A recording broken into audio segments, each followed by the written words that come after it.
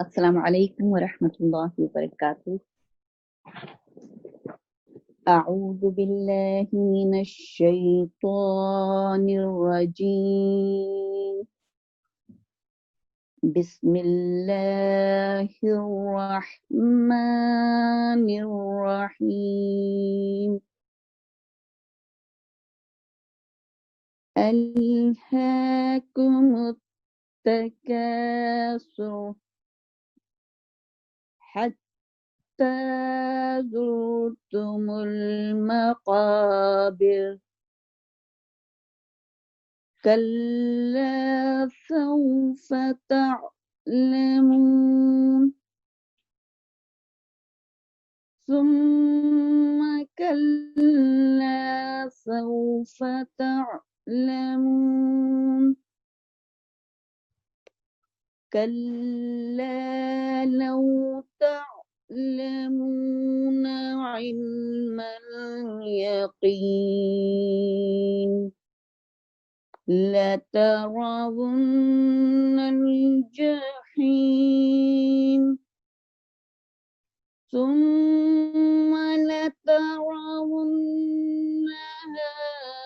عين اليقين ثم لتسألن يومئذ عن النعيم۔ صدق اللہ العظیم۔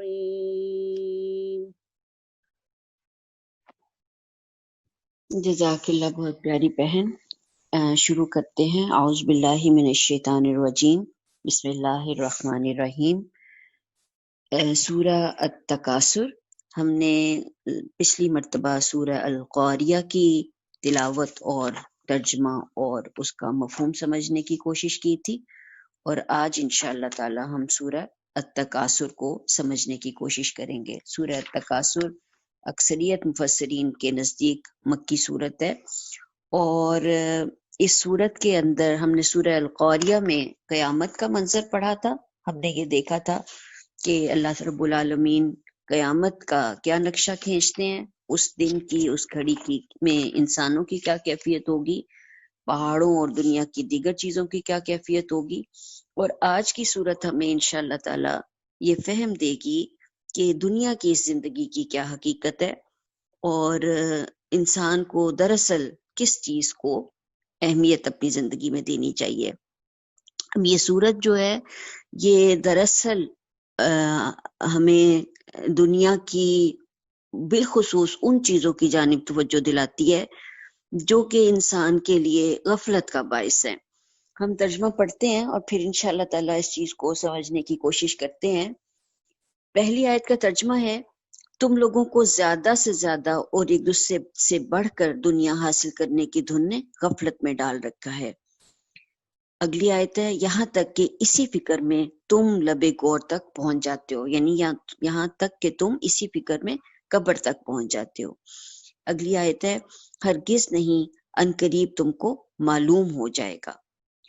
پھر سن لو، ہرگز نہیں، ان قریب تم کو معلوم ہو جائے گا۔ ہرگز نہیں،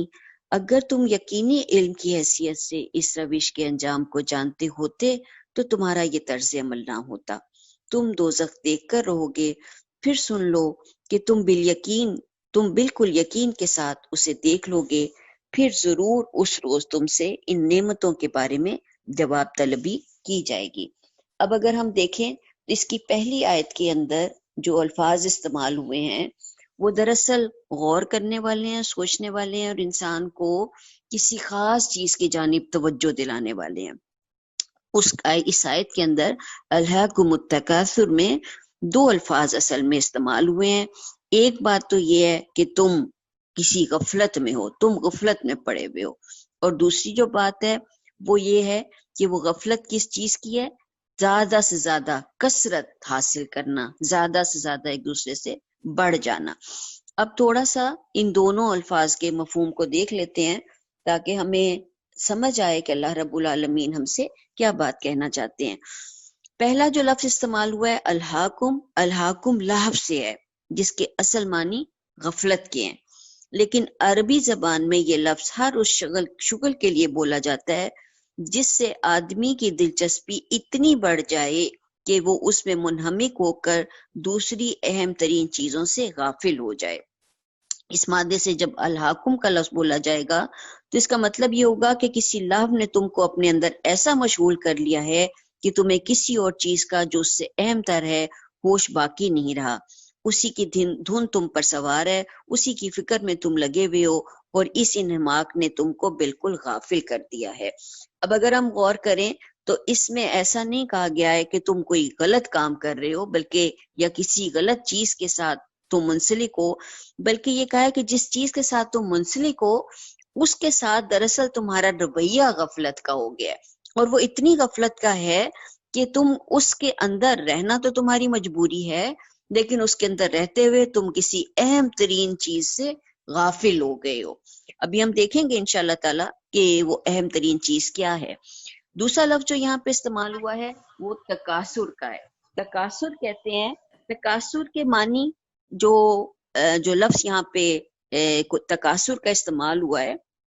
یہ دراصل ہمارے ہاں اکثر ہم اس کو استعمال کرتے ہیں، کثرت کو کہتے ہیں۔ کسی بھی چیز کا بہت زیادہ استعمال جو ہے اس کو ہم کثرت کہتے ہیں،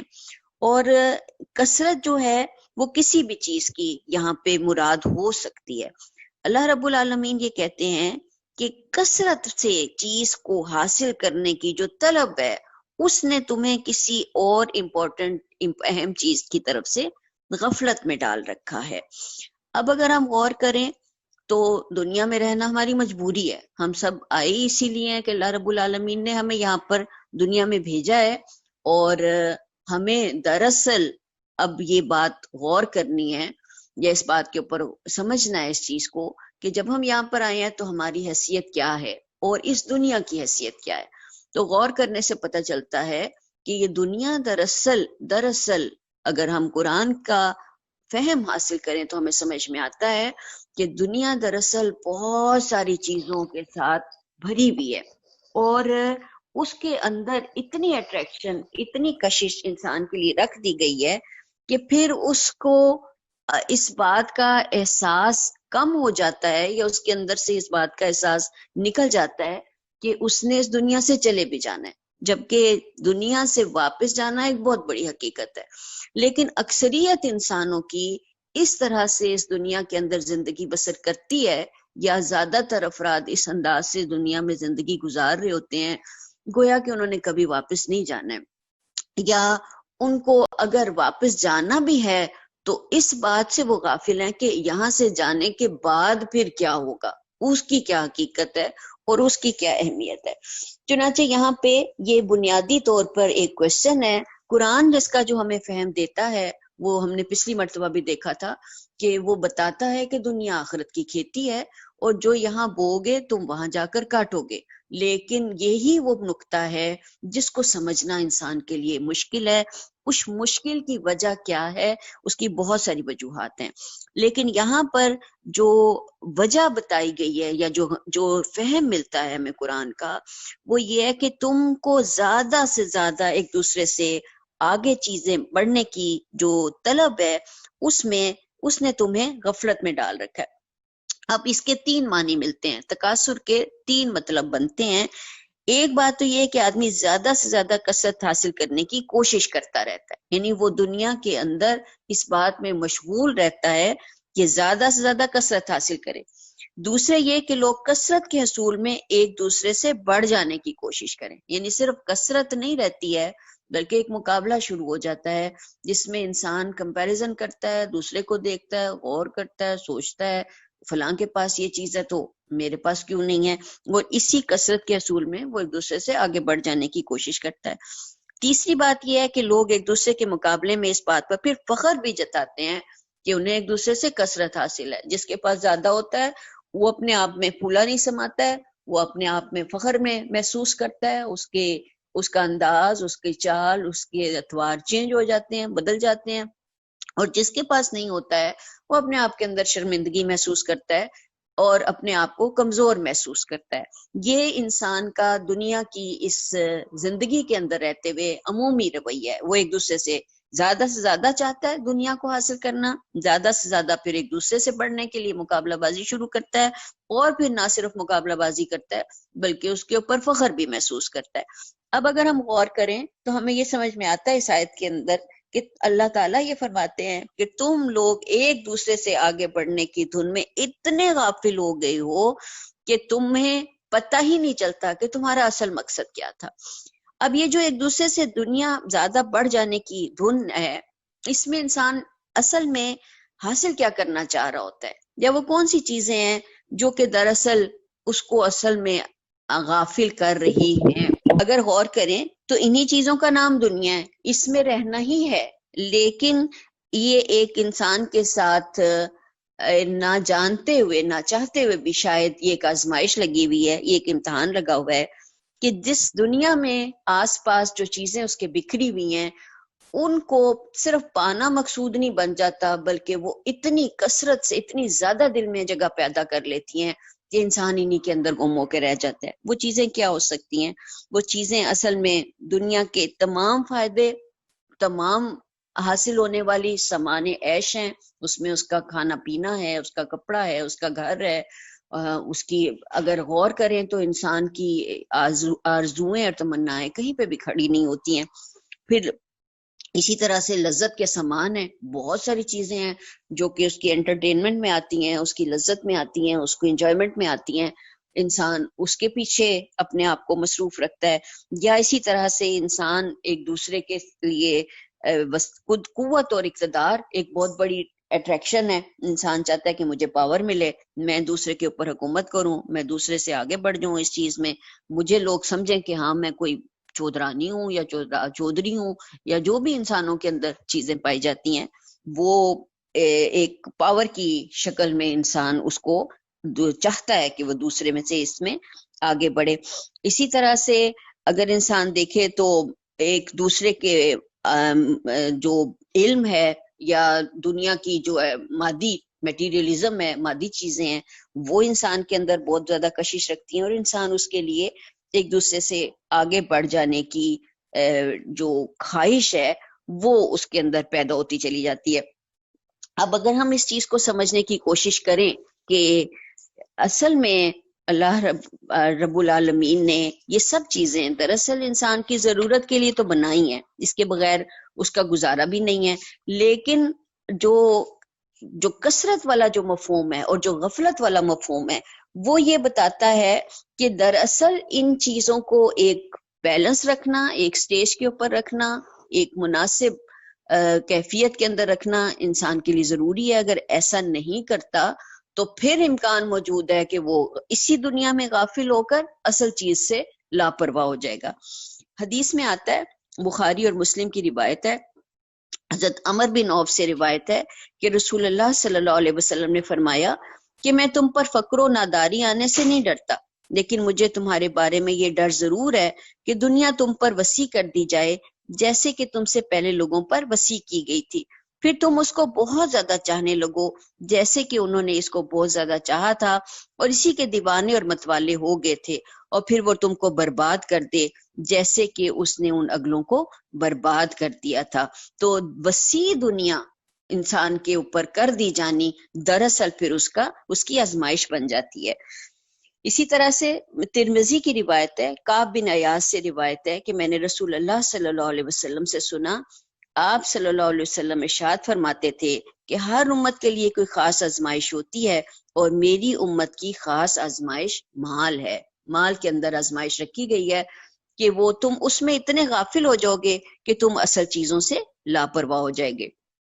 اسی طرح سے ترمذی ہی کی روایت ہے کعب بن مالک سے کہ رسول اللہ صلی اللہ علیہ وسلم نے فرمایا کہ دو بھوکے بھیڑیے جو بکریوں کے ریور میں چھوڑ دیے گئے ہوں، ان بکریوں کو اس سے زیادہ تباہ نہیں کر سکتے جتنا تباہ آدمی کے دین کو مال کی اور عزت و جاہ کی ہرس کرتی ہے۔ یہ جو ہرس ہے، مال اور عزت اور مقام وقار اور ایک اقتدار، جاہ جو ہے، اقتدار کی ہرس جو ہے، وہ اتنا دو بھیڑیے اتنا تباہ نہیں کرتے جتنی کہ یہ ہرس جو ہے یہ انسان کو تباہ کرتی ہے۔ اسی طرح سے بخاری اور مسلم کی روایت ہے حضرت انس رضی اللہ تعالیٰ عنہ سے کہ رسول اللہ صلی اللہ علیہ وسلم نے فرمایا کہ آدمی بوڑھا ہو جاتا ہے اور بڑھاپے کے اثر سے اس کی ساری قوتیں مزمحل ہو کر کمزور پڑ جاتی ہیں، مگر اس کے نفس کی دو خصلتیں اور زیادہ جوان اور طاقتور ہوتی رہتی ہیں، ایک دولت کی ہرس اور دوسری زیادتی عمر کی ہرس۔ انسان کبھی بھی مرنا نہیں چاہتا، انسان یہ چاہتا ہے کہ وہ ہمیشہ ہمیشہ کی زندگی میں داخل رہے، اور ہمیشہ ہمیشہ کی زندگی جو ہے وہ اصل میں اگر انسان غور کرے تو یہ وہ چیز ہے جس کی کہ انسان نے بڑی کوشش کی ہے، بڑی اپنی، اگر آپ تاریخ میں دیکھیں تو انسانوں نے بڑی جدوجہد کی ہے کہ انہیں کوئی ایسا آب حیات مل جائے جس سے وہ مرے نہ، لیکن یہ انسان کے نصیب میں نہیں ہے۔ یہ وہ چیز ہے جو بھی ہم آگے جا کر دیکھتے بھی ہیں، یہ وہ چیز ہے جو کہ کبھی بھی انسان کو ملنے والی نہیں ہے۔ اسی طرح سے بخاری کی روایت ہے، حضرت ابو ہریرہ رضی اللہ تعالیٰ عنہ سے نقل کرتے ہیں کہ آپ صلی اللہ علیہ وسلم نے فرمایا بوڑھے آدمی کا دل دو چیزوں کے بارے میں ہمیشہ جوان رہتا ہے، ایک تو دنیا کی محبت اور دوسری لمبی لمبی تمنائیں۔ اگر آپ غور کریں تو واقعی انسان کی تمنا جب ہم اپنے آپ کو بھی دیکھیں، وہی کھانا جو کہ ہم 1000 دفعہ کھا چکے ہوں گے، ہمارا دل اس سے بھرتا نہیں ہے۔ جب ہمارے سامنے آتا ہے ہم لپک کر اس کو پکڑتے ہیں، خاص طور پہ جو ہمیں پسند ہو، اور اگر وہ کافی عرصہ تک ہمیں نہ ملے تو ہمارے اندر اس کو ایسے لگتا ہے جیسے ہم نے کبھی کھایا ہی نہیں ہے، اور ہمارے اندر اس کی خواہش دوبارہ پلنے بڑھنے لگتی ہے، اور اتنی پڑھنے بڑھنے لگتی ہے کہ ہمیں لگتا ہے کہ ہم کسی محرومی کا شکار ہو گئے ہیں۔ ایسے ہی اگر آپ اپنے کپڑے کو دیکھیں، آپ کو عرصہ تک دراز تک کوئی اچھا کپڑا نہ ملے تو آپ کو وہ چیز اپنے اندر کی ایک کمی محسوس ہونے لگتی ہے۔ اسی طرح سے اگر آپ گھر بار کو دیکھیں تو یہ چیزیں انسان کے اندر اتنی گج جاتی ہیں، اتنی زیادہ جگہ بنا لیتی ہیں کہ اس کے بعد پھر وہ فراموش ہی کر دیتا ہے کہ یہ چیزیں کبھی اللہ نے اس کو دی تھی۔ جو عرب لوگ تھے ان کے پاس دو بڑی بڑی ان کی اس زمانے میں چیزیں تھیں جن کی کہ وہ چاہت کیا کرتے تھے، ایک اولاد، کثرت سے اولاد، اور دوسرا مال۔ اور آپ دیکھیں کہ یہی خواہشات آج بھی موجود ہیں، انسان کے اوپر نہ مال کی کشش ختم ہوئی ہے، نہ اولاد کی کشش ختم ہوئی ہے، اور نہ ہی وہ کسی ایک سٹیج کے اوپر رکتا ہے جس میں کہ وہ اپنے آپ کو کہے کہ آج میں مطمئن ہو گیا ہوں، اب مجھے اور نہیں چاہیے۔ بلکہ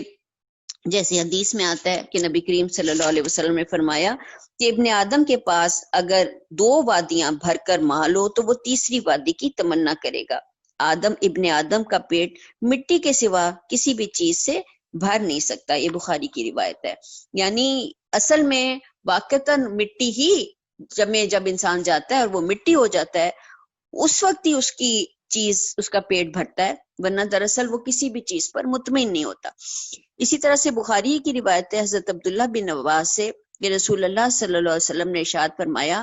اگر آدمی کے پاس 2 میدان ہوں اور 2 جنگل ہوں تو وہ تیسرا اور چاہے گا، اور آدمی کا پیٹ تو مٹی سے بھرے گا، یعنی مال و دولت کی اس ختم نہ ہونے والی ہوس اور بھوک کا خاتمہ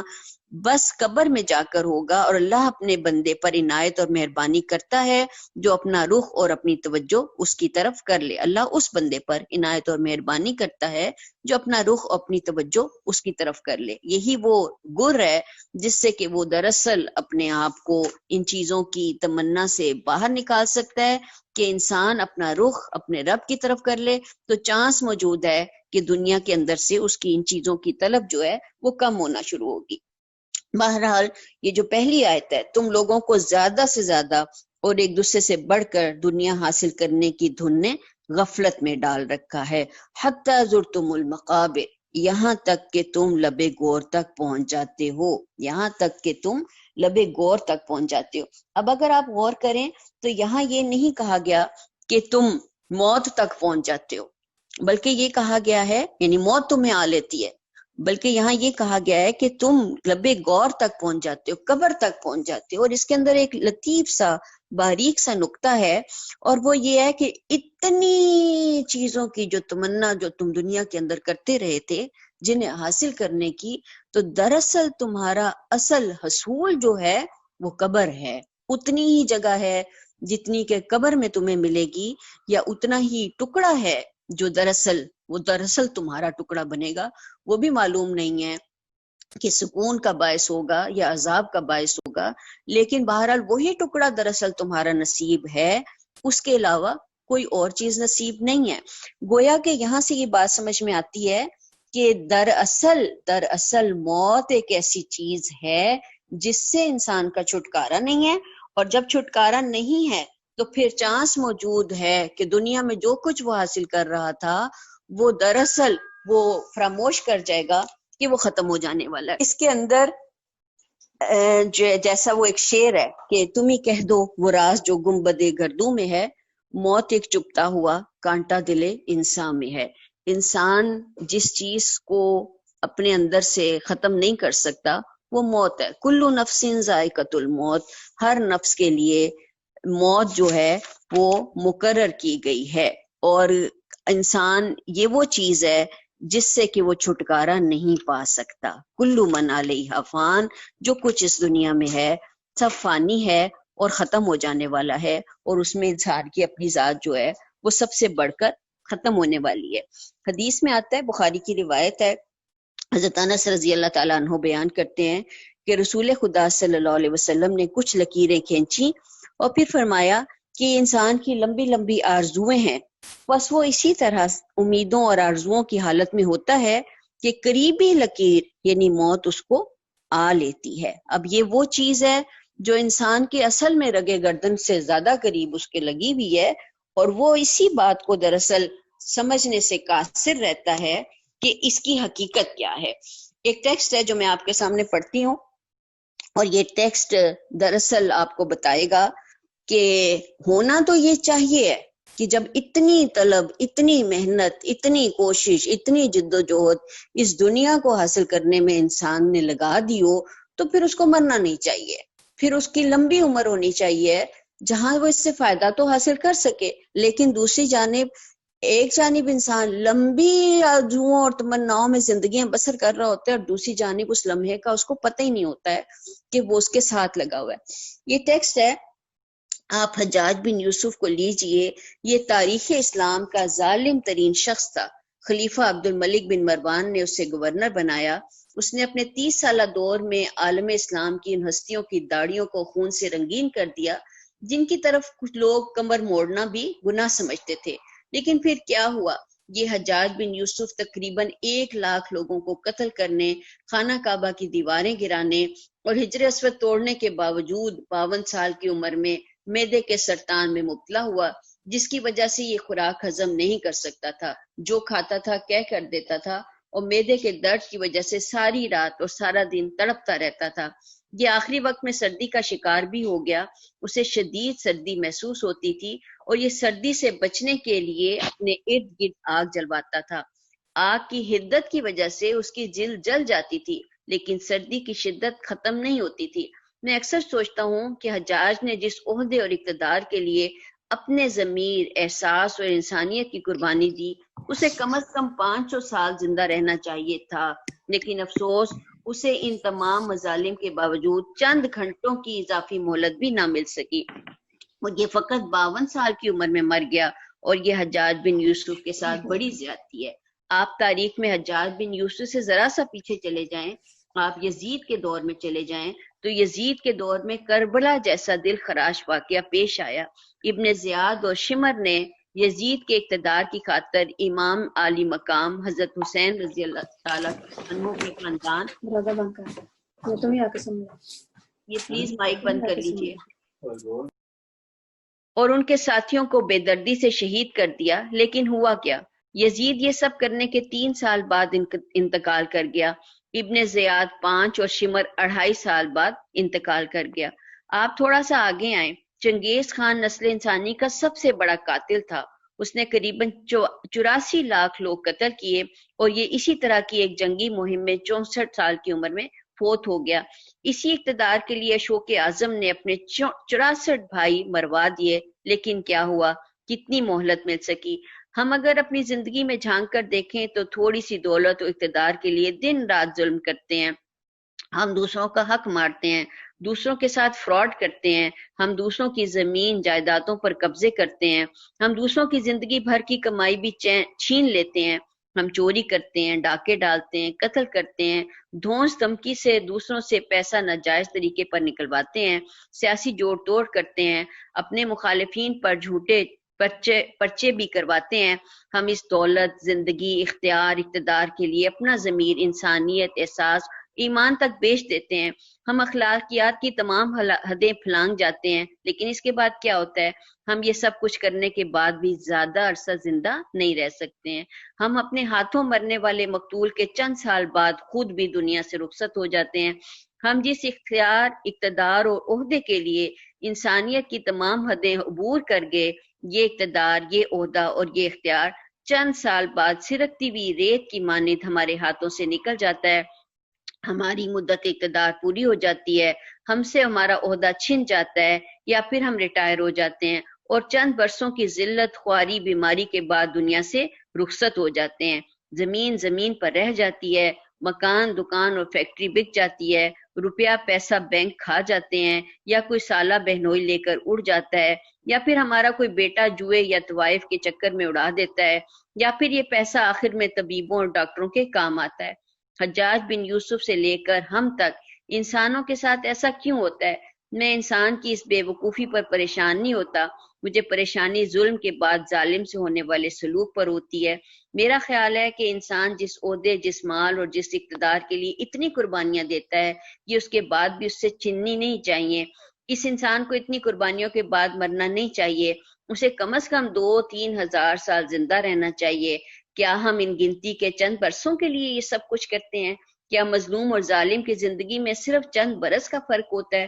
اگر فرق صرف اتنا ہے تو ہماری سوچ اور منفی کوششوں پر تف ہونا چاہیے۔ ہم کل کے بارے میں جانتے نہیں اور اپنے آج کو آلودہ کرتے چلے جا رہے ہیں۔ ہمیں یہ سب کچھ کرنا نہیں چاہیے، اگر ہم کریں تو پھر ہمیں مرنا نہیں چاہیے۔ لیکن یہ ایک حقیقت ہے کہ انسان کو موت اس کے ساتھ لگی ہوئی ہے اور وہ اس کو چھٹکارا نہیں ہے۔ چنانچہ قرآن جو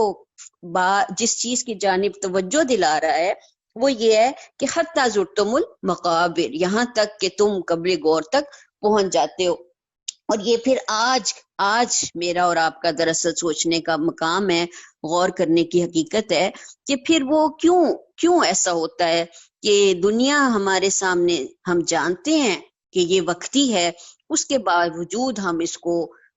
فراموش نہیں کر پاتے ہیں اور ہم اس بات کو بھول جاتے ہیں کہ موت ہمارے ساتھ لگی ہوئی ہے۔ چند وجوہات ہیں جو کہ میں آپ کے سامنے رکھوں گی۔ کیا وجہ ہے؟ وجہ سب سے بڑی بات یہ ہے کہ انسان کی یہ کمزوری ہے فطری قسم کی کہ جو چیز اس کے سامنے ہوتی ہے، جس سے وہ گزر رہا ہوتا ہے، وہ تو اس کے لیے اہمیت کی حامل ہوتی ہے، لیکن جو چیز اس کے سامنے نہیں ہوتی ہے اس کو وہ فراموش کر دیتا ہے، اس کو وہ بھول جاتا ہے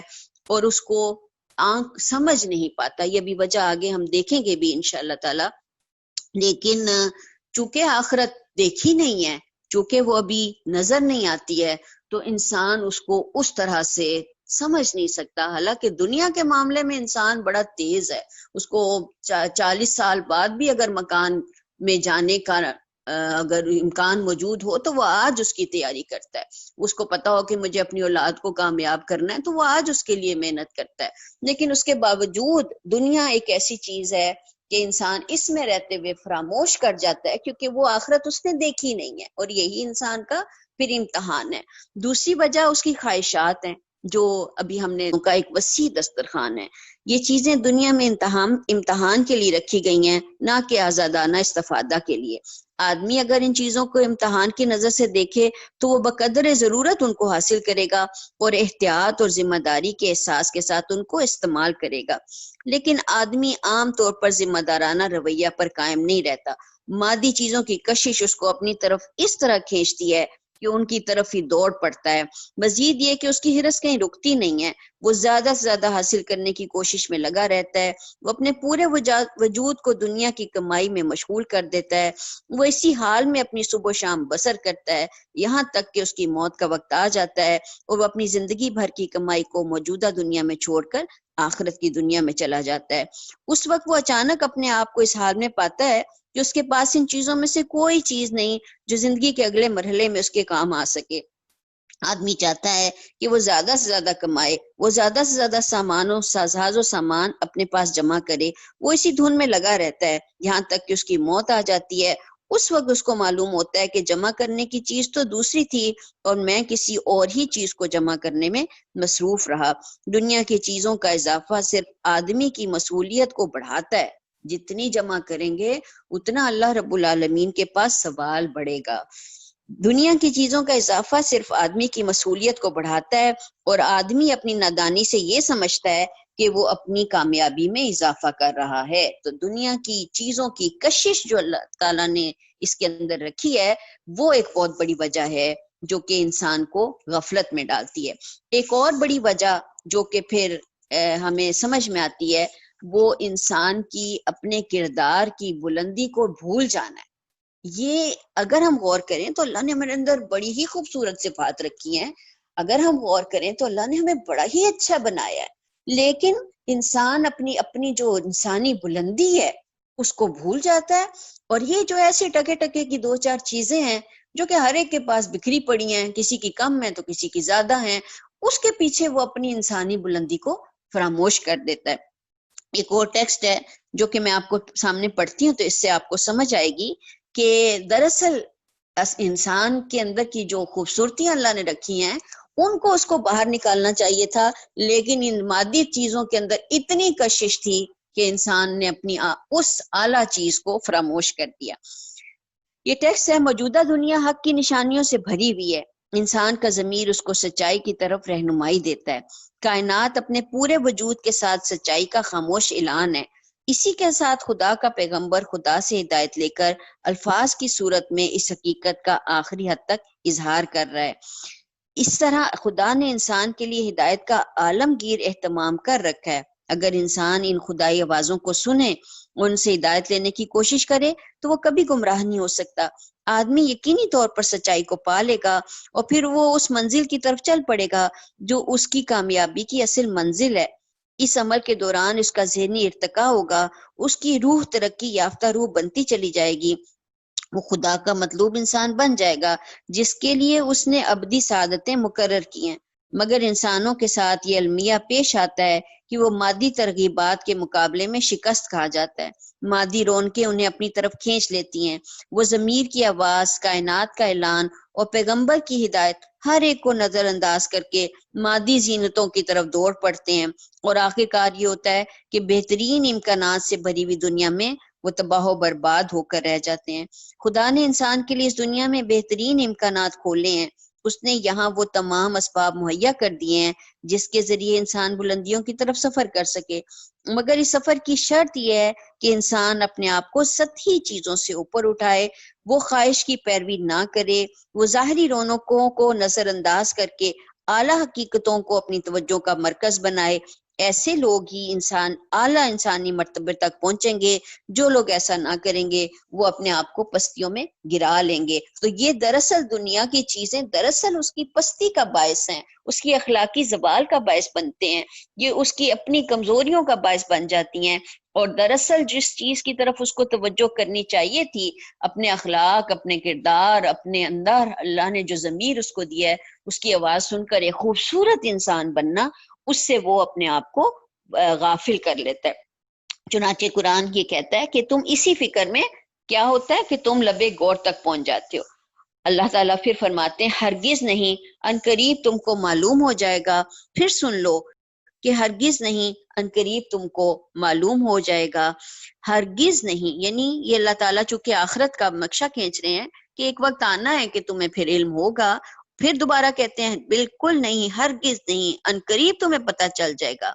پھر خود ہی کہتے ہیں ہرگز نہیں، اگر تم یقینی علم کی حیثیت سے اس روش کے انجام کو جانتے ہوتے تو تمہارا یہ طرز عمل نہ ہوتا۔ اب یہاں پہ علم الیقین کا لفظ، لو تعلمون علم الیقین، اگر تمہارے پاس یقین کا علم ہوتا۔ علم انسان کے پاس بہت سارا ہے، ہم سب کے پاس بہت سارا علم ہے، لیکن علم بعض اوقات ضائع ہوتا ہے، اور اس وقت تک ضائع ہوتا رہتا ہے جب تک کہ وہ کہیں پہ جا کے انسان کو ٹریگر نہیں کرتا۔ ٹریگر کا مطلب یہ ہے کہ وہ وقت، وہ لمحہ جب انسان اس اپنے علم کی وجہ سے فیصلہ کرے کہ یہ چیز صحیح ہے اور یہ میں نے حاصل کرنی ہے اور یہ چیز غلط ہے اور اس کو میں نے چھوڑ دینی ہے۔ ہمارے پاس علم ہوتا ہے لیکن وہ ایک مردہ علم کی حیثیت سے ہمارے اندر رہتا ہے، وہ زندہ علم کی حیثیت اختیار نہیں کرتا، اور اس کو علم الیقین کہا جاتا ہے۔ وہ علم جو انسان کا اتنا یقین پختہ کر دے کہ وہ اس کی خاطر چل پڑے۔ اگر ہم دیکھیں تو ہمارا علم آخرت کا ایک مردہ علم ہے، ہمیں پتہ ہے کہ آخرت آنی ہے لیکن ہم نے اس علم کو کہیں پہ بند کر کے رکھا ہوا ہے، اور اس کے اصل میں اس علم کی وجہ سے جیسی ہماری آخرت کی فکر بڑھ جانی چاہیے ہے، ہماری کوشش، محنت، جدوجہد اللہ کو راضی کرنے کی خاطر اس آخرت کو، اس ابدی زندگی کو جو ہمیشہ ہمیشہ کی ہے، اس کو خوبصورت بنانے کی خاطر وہاں ہمیں اللہ رب العالمین خوبصورت گھر دے، خوبصورت باغات دے، خوبصورت پھل دے، خوبصورت اولاد دے، سب چیزیں وہاں پہ انسان کو خوبصورتی کی شکل میں ملے، وہ انسان فراموش کر دیتا ہے۔ تو اللہ تعالیٰ کہتے ہیں ارگز نہیں، اگر تم یقینی علم کی حیثیت سے اس روش کو انجام کو جانتے ہوتے تو تمہارا یہ طرز عمل نہ ہوتا۔ تمہارا علم تو ہے پر یقین کی حد تک نہیں ہے، تمہیں یقین نہیں ہے کہ تم نے مرنا ہے، تمہیں یقین نہیں ہے کہ تم نے دنیا کو چھوڑنا ہے، تمہیں یقین نہیں ہے کہ ایک آخرت تو پوری دنیا آباد ہے جس میں تم نے داخل ہونا ہے۔ تو یہ آزمائش ہے انسان کی، یہ امتحان ہے کہ وہ جو چیز بعد میں آنے والی ہے وہ دراصل زیادہ اہم تھی جس دنیا کی نسبت جو کہ ختم ہو جانے والی ہے، اور روز مرتے ہوئے انسان ہمیں بتاتے ہیں، سبق دیتے ہیں، لیکن انسان اس علم کو باقاعدہ زندہ علم کی اور یقین کی شکل میں نہیں لے کر آتا۔ آگے اللہ تعالیٰ فرماتے ہیں تم دوزخ دیکھ کر ہوگے، پھر سن لو، تم بالکل یقین کے ساتھ تم اسے دیکھ لو گے، پھر اس روز تم سے ان نعمتوں کے بارے میں جواب طلبی کی جائے گی۔ یہاں پہ پھر اللہ تعالیٰ کی طرف سے ایک باقاعدہ اعلان ہے کہ تم دوزخ دیکھ کر رہو گے۔ اب یہ بڑا سخت ہے، غور کرنے والا مقام ہے کہ اللہ تعالیٰ کہتے ہیں لَتَرَوُنَّ الْجَحِيمَ، یعنی اس آیت کی روح سے ہر شخص جہنم کو دیکھے گا، اور اس کا یعنی یہ نہیں کہا گیا کہ تم جہنم میں داخل ضرور ہو جاؤ گے بلکہ جہنم دیکھو گے۔ اور وہاں پہ حدیث سے جو بات سمجھ میں آتی ہے کہ انسان کو وہ چیز دکھائی جائے گی جس سے اس کو بچایا گیا ہے، اور وہ چیز بھی دکھائی جائے گی جس میں وہ داخل نہیں کیا گیا۔ جنت اور دوزخ سب کو ہی دکھا دی جائے گی تاکہ ان کو پتا چلے کہ ہم کس چیز سے بچے۔ تو چنانچہ اللہ تعالیٰ کہتے ہیں کہ دوزخ تم دیکھ کر ہوگے، پھر یقیناً تم اس کو عین الیقین ہے یہاں پہ، پھر یہ علم الیقین، ایک یقین والا علم جو بدل دیتا ہے عمل کو، اور عین الیقین آنکھ سے دیکھ لینا۔ آج ہم اگر دوزخ کو آنکھ سے دیکھ لیں تو یقیناً ہم اپنا طرز عمل بدلیں گے، لیکن قیامت کا دن بہرحال ایک ایسا دن ہوگا جس میں وہ عین الیقین یعنی ہم اپنی یقین کی آنکھ سے اس کو دیکھ لیں گے۔ ثم لتسألن یومئذ عن النعیم، اس روز تم سے اب تمہاری نعمتوں کے بارے میں جواب طلبی کی جائے گی۔ گویا یہ دنیا اور اس کی تمام چیزیں، ایک ایک چیز جو اس دنیا میں ہمیں حاصل ہے دراصل اس کی نعمتیں ہیں، اور یہ نعمتیں پھر کھلی نہیں ملی ہوئی ہیں، ان کے بارے میں اس کی جواب طلبی ہوگی۔ اب وہ نعمتیں آپ اس کو غور کریں اور سوچیں اور سمجھتے جائیں۔ حضرت ابو ہریرہ کی ایک روایت ہے، رسول اللہ صلی اللہ علیہ وسلم نے فرمایا کہ حضرت ایک صحابی کے پاس گئے اور جا کر آپ نے ان کو، وہ صحابی ان کو لے کر ایک نخلستان میں گئے، انہوں نے لا کر کھجوروں کا ایک خوشہ رکھ دیا۔ حضور صلی اللہ علیہ وسلم نے فرمایا تم خود کیوں نہ کھجوریں توڑ لائے؟ انہوں نے عرض کیا میں چاہتا تھا کہ آپ حضرات خود چھانٹ کر کھجوریں تناول فرمائیں۔ چنانچہ انہوں نے کھجوریں کھائیں اور ٹھنڈا پانی پیا۔ فارغ ہونے کے بعد حضور صلی اللہ علیہ وسلم نے فرمایا اس ذات کی قسم جس کے ہاتھ میں میری جان ہے، یہ ان نعمتوں میں سے ہے جن کے بارے میں تمہیں قیامت کے روز جواب دہی کرنی ہوگی، یہ ٹھنڈا سایہ، یہ ٹھنڈی کھجوریں، یہ ٹھنڈا پانی۔ اب اسی حدیث کو اگر آپ معیار بنا لیں تو آپ کو سمجھ میں آئے گی کہ اگر ٹھنڈے سائے کا اگر انسان نے جواب دینا ہے، ٹھنڈی کھجوروں کا جواب دینا ہے، ٹھنڈے پانی کا جواب دینا ہے، تو پھر کتنی نعمتیں ہیں جو کہ ہم اس دنیا میں روزانہ استعمال کر رہے ہیں۔ قرآن فرماتا ہے کہ ان تعودوا نعمت اللہ لا تحصوها، اگر تم اللہ کی نعمتوں کو شمار کرنے لگو، گننے لگو، تو تم ان کو گن نہیں سکتے. جبکہ یہ آیت یہ بتاتی ہے ثم لتسألن یومئذ عن النعیم، اس دن تم سے ان نعمتوں کے بارے میں جواب طلبی کی جائے گی. تو پھر غور کریں، سوچیں کہ کتنی نعمتیں ہیں جو اللہ رب العالمین نے ہمیں عطا کی ہوئی ہیں، اور ہمارا ان کے ساتھ طرز عمل کیا ہے، ان کی دراصل حقیقت کیا تھی. اور دراصل یہی وہ نعمتیں ہیں جن کو کہ ہم ٹھیک طرح سے استعمال کر کے اس دنیا سے چلے جائیں گے تو انشاءاللہ تعالیٰ آخرت میں اللہ تعالیٰ ہمارا حصہ ضرور رکھے گا. لیکن ان نعمتوں کو اگر خواہشات کی صرف ایک آڑ بنا لیا اور اسی کے اوپر ہی پھر چلتے گئے تو پھر دراصل ہم نے بہت بڑا خسارہ حاصل کیا، بہت بڑا نقصان کیا، جس سے کہ دراصل آج ہم جس کو ہم فراموش کرتے ہیں اور ہم بھول جاتے ہیں. تو اللہ رب العالمین سے دعا ہے کہ وہ ہمیں توفیق عطا کرے، وہ ہمیں فہم عطا کرے، وہ ہمیں وہ یقین عطا کرے، وہ ہمیں وہ علم عطا کرے جس سے کہ ہم اس دنیا کی حقیقت کو سمجھ سکیں، اور پھر اس کے لیے جو دراصل محنت، جد و جہد اور کوشش کرنا اس کا تقاضا ہے، ہم وہ محنت اور کوشش اور جد و جہد کر سکیں، صرف اس لیے کہ ہمارا رب ہم سے راضی ہو. وآخر دعوانا ان الحمد للہ رب العالمین.